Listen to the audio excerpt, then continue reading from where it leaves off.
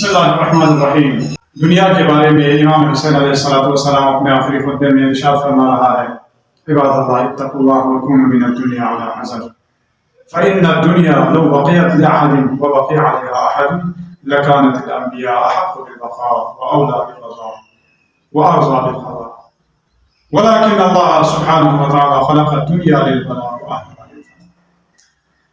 اے خدا کے بندو، تقوی الہی کو اپنا پیشہ قرار دو اور دنیا سے دوری اختیار کرو۔ اگر دنیا کسی کے لیے باقی رہتی اور کوئی دنیا میں ہمیشہ باقی رہنا ہوتا تو انبیاء الہی سب سے زیادہ سزاوار اور حقدار تھے، کیونکہ خدا ان پر راضی اور خوشنود تھا۔ وہ لوگ قضاء الہی پر سب سے زیادہ راضی تھے، لیکن خدا نے اس دنیا کو آزمائش اور امتحان کے لیے خلق کیا اور اہل دنیا کو فانی خلق کیا، اور اس کی ہر شے نئی چیز جو ہے وہ پرانی ہو جاتی ہے اور ساری نعمتیں زائل ہونے والی ہیں اور اس کی خوشیاں تلخی میں بدل جاتی ہیں۔